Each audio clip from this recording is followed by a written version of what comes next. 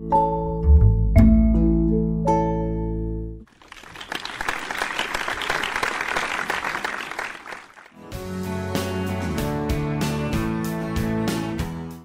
of them. One is some of the ones which are very obvious, which is believe in your dream and go after it, come what may.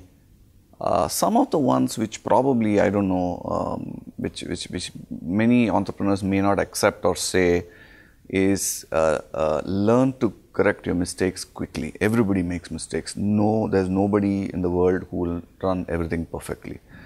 Who will plan everything perfectly, who will predict everything perfectly. But I think being adaptive today is more important than being intuitive, because your intuition may go wrong, but if you're adaptive, then you can change yourself according to the situation. But if you are hard-nosed about it, then it won't really stand you in good stead.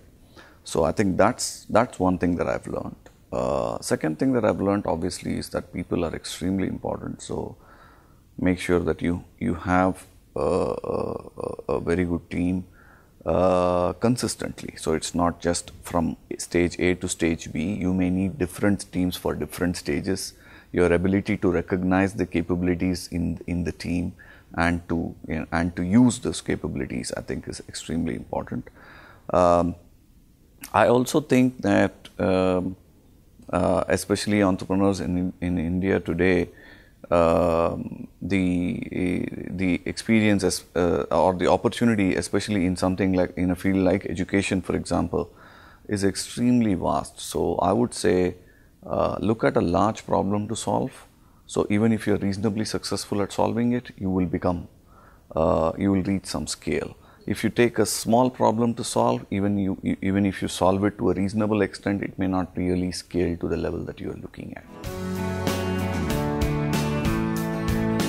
Actually, it began by accident. I was working at Wipro, and on the side, I was also helping this friend of mine put together PCs. These were the days of assembled PCs in 92, 93. There was an opportunity which came my way, which could actually give me a steady business for a reasonable period of time, almost guaranteed. There are no guarantees, but it was almost guaranteed.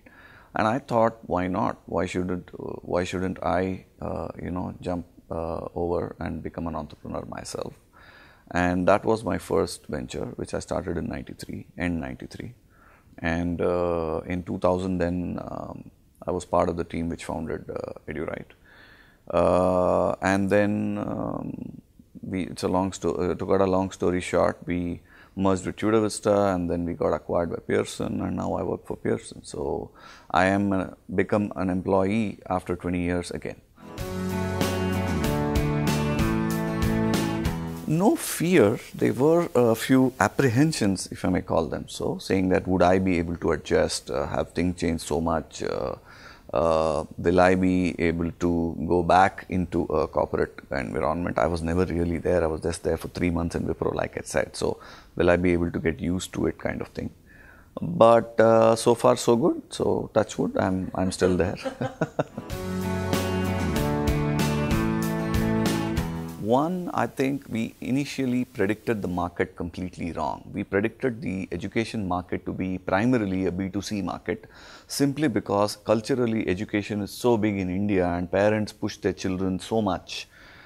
We missed one important point, which was the point that education, though is very, very important for parents, it is still mandated by the school. So unless and until you sell to the school, you really are not going to make it at the scale that you want to make it at. And the business is also chunkier. If you go to the school, you get 100 students at least, or if not more than that, as customers. But if you go and sell in a B2C kind of a model, you have to acquire one customer after another, and that was extremely difficult. And we went down that path the first 2 years and failed miserably. And thankfully, after that, we changed our strategy completely, and that's why I'm here at least. But that was one big mistake that we made. We also bet very, very heavily on doing business with the government, where without having the capacity to deliver at the scale at which the government would require.